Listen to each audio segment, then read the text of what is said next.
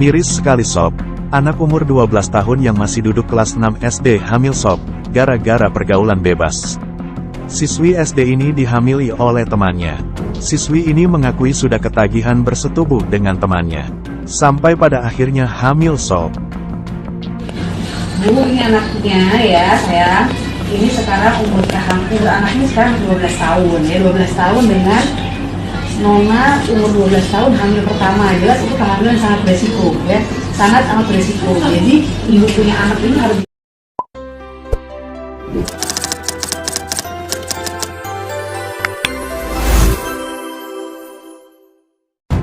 Seorang pelajar perempuan dikabarkan sedang mengandung anak pertamanya terjadi di Kabupaten Fakfak, Papua Tengah. Hal itu akibat orang tua lalai menjaga anaknya sehingga dihamili oleh temannya. Video terkait pemberitaan ini pun tersebar luas diposting ulang bersumber dari pemberdayaan perempuan setempat. Nana umur 12 tahun tengah hamil anak pertama, seperti yang dikatakan oleh narasi dalam video yang beredar.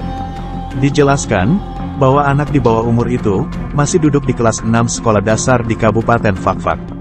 Tampak sedang terbaring, sedang menjalani pemeriksaan kondisi kandungannya dengan USG di pelayanan kesehatan setempat. Menurut keterangan, Nana awal mulanya digodain sama teman laki-lakinya dan dirayu. Nana diajak bersetubuh. Nana pun akhirnya penasaran ingin merasakan nikmatnya disetubuhi.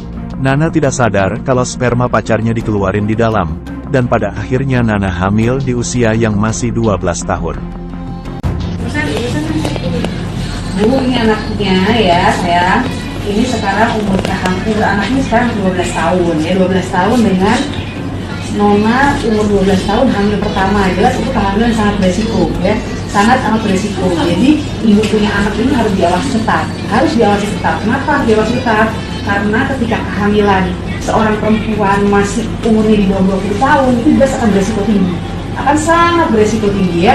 Jadi kalau beresiko tinggi artinya lahirnya bagaimana? Lahirnya penuh dengan komplikasi ya, komplikasi ibunya, komplikasi bayinya, dan berbagai komplikasi pada saat pasca salin gitu ya. Jadi jelas anak ibu ini nantinya harus bersalin di rumah sakit ya. Apapun yang terjadi, kondisi apapun yang membuat sampai akhirnya hamil di saat sebelum waktunya, di saat umur 12 tahun, masih SMP gitu ya? SD kelas 6.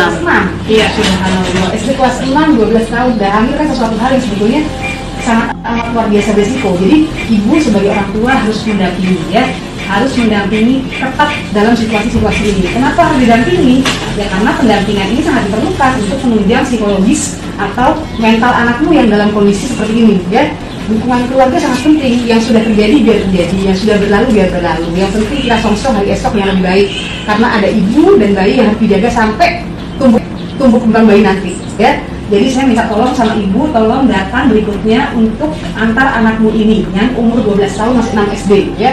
Bukan pemberdayaan perempuan yang antar, tapi yang antar adalah orang tuanya ya. Orang tua harus ada di saat seperti ini ya. Jangan dibiarkan, karena anakmu memang sudah ada kesalahan ya. Tapi kan ini masalahnya kan kita harus memikirkan kesehatan ibu dan bayinya nanti ya. Jadi saya minta tolong ya. Ini posisi bayinya sekarang sungsang ya. Sungsang itu artinya bokongnya di bawah ya. Kalau bokongnya di bawah,